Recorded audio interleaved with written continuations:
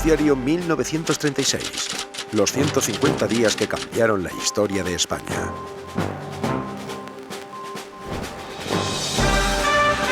Noticiario independiente de la tarde. Desde nuestros estudios de la calle Antonio Maura de Madrid.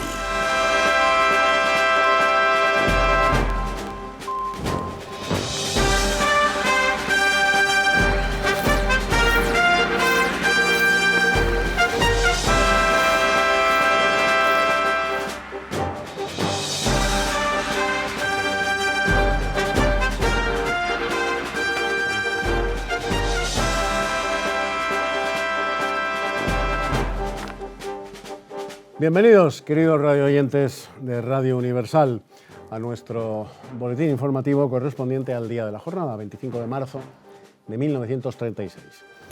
Y comenzamos, como lo hacemos siempre, por nuestro editorial.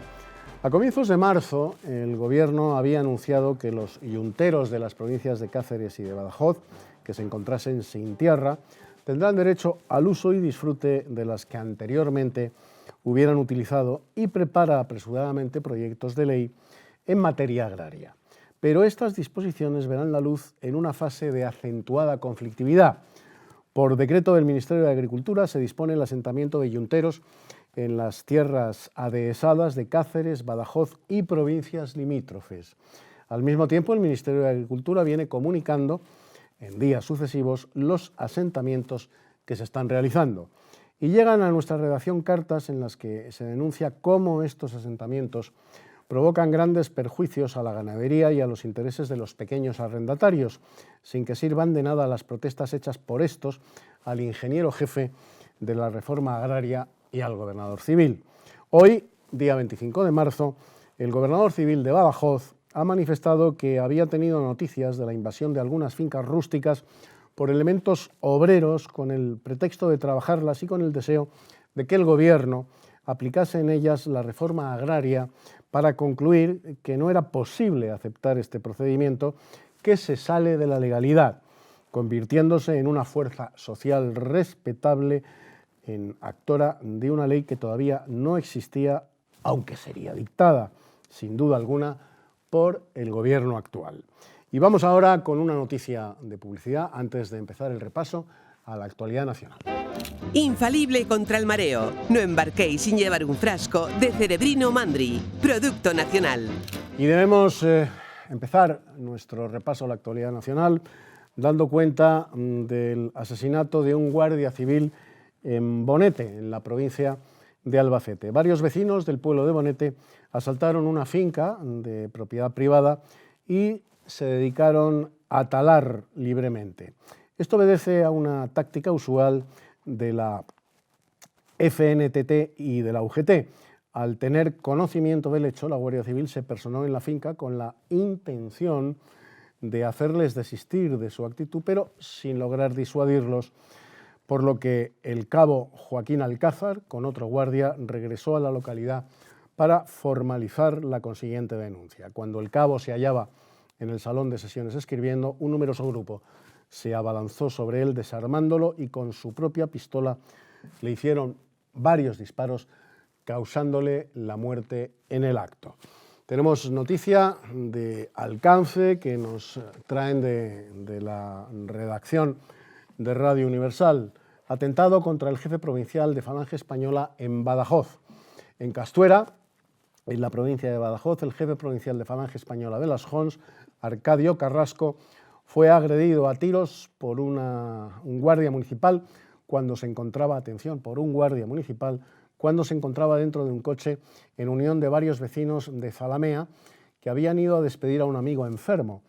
Los agredidos fueron detenidos en el depósito municipal y el guardia municipal agresor continuó prestando sus servicios ordinarios con el natural escándalo de cuantas personas sensatas presenciaron tan injusta y cobarde agresión. Resulta muerto el secretario del Ayuntamiento de Pobla de Claramunt. En Pobla de Claramunt, en la provincia de Barcelona, se ha registrado un suceso a consecuencia del cual ha resultado muerto el secretario del Ayuntamiento de aquella localidad y heridos el alcalde propietario y el alcalde saliente. Según nuestras informaciones, lo provocó el rumor de que los expedientes de quintas se tramitaron de forma irregular, lo que dio motivo a que los vecinos del pueblo la acometieran a tiros. La Guardia Civil se trasladó al pueblo practicando varias detenciones. Y antes de pasar a la información internacional, escuchamos nuevamente una noticia de publicidad. Retenga en su boca el encanto de la juventud con la crema dental Listerine. Cuide su boca, cuide su salud. Crema dental Listerine. Bueno, y abrimos, como es costumbre, en nuestro boletín informativo en Radio Universal, nuestra página de información internacional, después de la publicidad que acabamos de escuchar. Importante debate sobre política internacional. Poca vida ha tenido el proyecto de las potencias agrupadas en el Pacto de Locarno. Esta tarde tendrá lugar en la Cámara de los Comunes un importante debate sobre política internacional. Parece que el gobierno británico ya no piensa enviar soldados a la zona renana. La creación de una nueva franja de 20 kilómetros de ancho ha sido una medida muy poco acertada.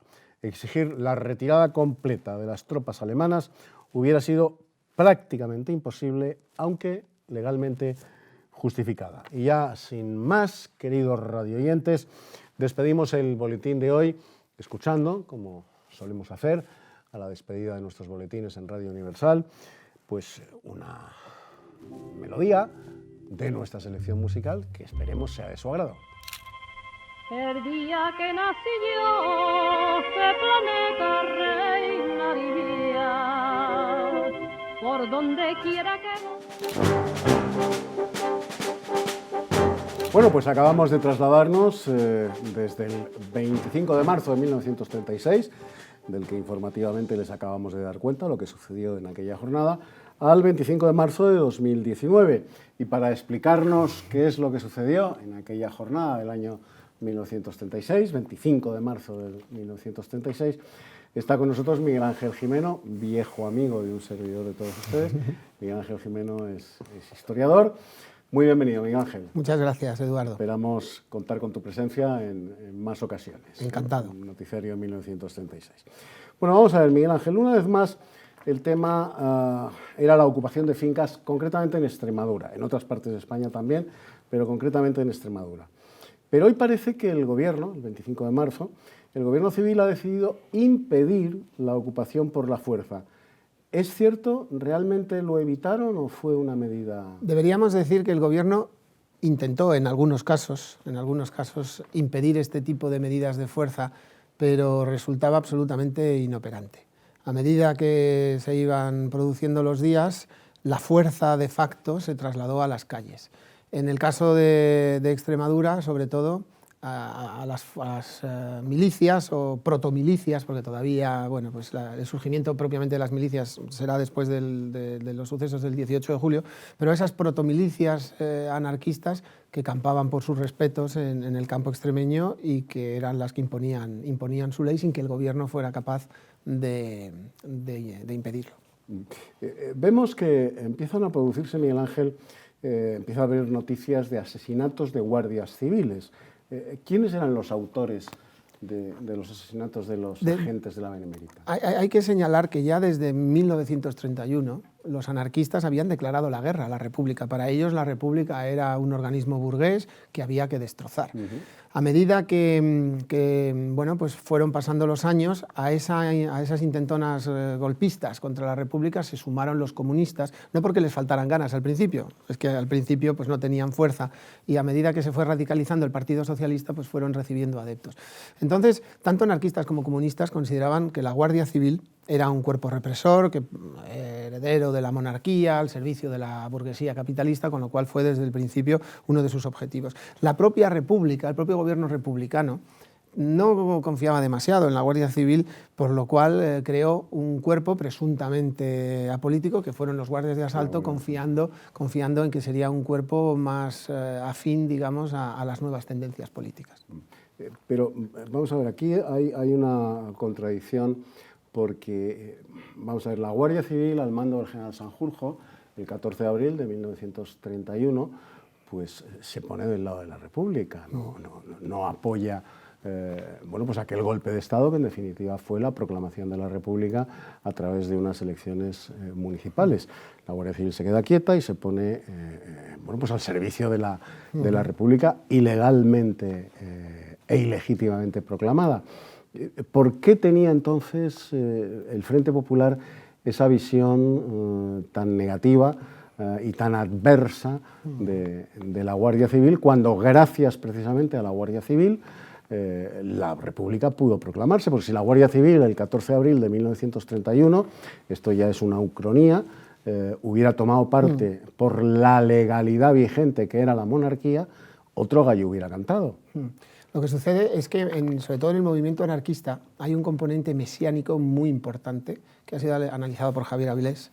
Y bueno, pues ellos vivían de un imaginario místico, de un imaginario en muchos casos fantástico, ¿no?, en el cual la Guardia Civil jugaba su rol, un rol importante. Estaba, pues digamos, la monarquía, los curas, el clero, ¿no?, el señorito, el capitalista, el latifundista y, como fuerza armada de todo ese conglomerado, la Guardia Civil. Entonces lo que dices es verdad, pero no solo la Guardia Civil. Si José Antonio Primo de Rivera hace un comentario que define perfectamente la situación en abril de 1931. Cae la monarquía sin que entre en combate siquiera un piquete de alabarderos. Es decir, había un consenso. Es verdad que las elecciones, bueno, pues habían sido municipales, no tenían como objetivo pronunciarse acerca, que el pueblo español se pronunciara acerca de la forma de gobierno, pero sí es verdad que la monarquía se desprendió como cáscara muerta. A pesar de eso, ¿no?, y quizá porque el general Sanjurjo, con algunos guardias civiles en Sevilla, se sublevó en agosto del 32 contra la República, pues bueno, se había creado, o no se había creado, venía de muy antiguo esa sensación de que la Guardia Civil era el enemigo a batir.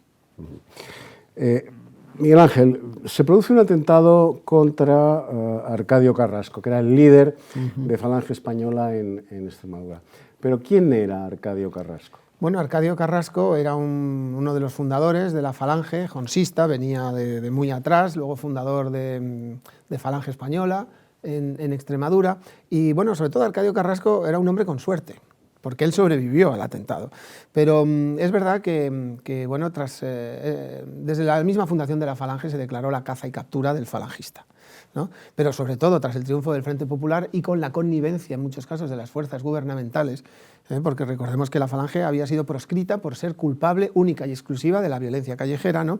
Pues en muchos casos, claro, los falangistas tenían precio a su cabeza. Carrasco consiguió sobrevivir, consiguió luego, bueno, pues sobrevivir también al fracaso de la sublevación del 18 de julio en Extremadura, pero posteriormente tendría un rol fundamental en lo que podríamos llamar la depuración. Hay que tener en cuenta que las experiencias vividas por muchos falangistas, no ya durante el conflicto, sino incluso durante los últimos meses de la etapa republicana, bueno, pues crearon lo que algunos llamarían sed de justicia, otros sed de venganza, y en la represión luego posterior en Extremadura tuvo un papel destacado. Sed de venganza, querido Miguel Ángel, o necesidad de autodefensa, de legítima defensa. Porque los falangistas fueron perseguidos desde el primer momento, eran asesinados en la vía pública sin que nadie hiciera nada por evitarlo. Es más, se jaleaba el asesinato de falangistas y sin que el mismo José Antonio diese la orden, hasta llegado un momento, claro, de bueno, responder a esa violencia. Yo hasta te diría que en ningún caso José Antonio llegó a dar la orden. Yo creo que lo que se produjo fue que los propios falangistas que estaban viendo caer, además de manera ignominiosa, por ejemplo, tenemos el caso de Juan Cuéllar, asesinado en la casa de campo, su padre, inspector de policía, no fue capaz de reconocer el cadáver de su hijo, ¿no?, porque había sido literalmente linchado por los chiviris, que eran bueno, simpatizantes del Partido Comunista, ¿no? Y a pesar de eso, José Antonio, ningún historiador ha podido encontrar un texto de José Antonio donde se llamara a la violencia. Y por el contrario, sí muchos donde pedía a sus escuadristas que mantuvieran la calma porque, como dice en un famoso discurso, no podemos entrar en una dinámica de réplicas y contrarréplicas que nos lleve a una guerra civil. Y sin embargo, así se escribe la historia, y nunca mejor dicho, Las víctimas, que eran los falangistas, han pasado a la historia gracias a la fabulosa maquinaria de propaganda Sí. de la izquierda, como los auténticos pistoleros que Claro, originaron. yo creo que José la Antonio violencia. haría el mismo autocrítica y se arrepentiría de una célebre frase, aquella de la dialéctica de los puños y las pistolas, que yo creo que pronunció en un momento de entusiasmo y que fue muy desafortunada, en mi humilde opinión. Sí, sobre todo si se la descontextualiza. Miguel Ángel Jimeno, muchísimas gracias por haber acudido a Noticiario de 1936. Un placer y, te a garantizo vuestra disposición. que vendrás más veces. Y a todos ustedes, ya lo saben, hasta mañana a las 9:30 de la noche en punto, Noticiario de 1936. Hasta entonces, gracias amigos por su seguimiento y por su atención. Adiós.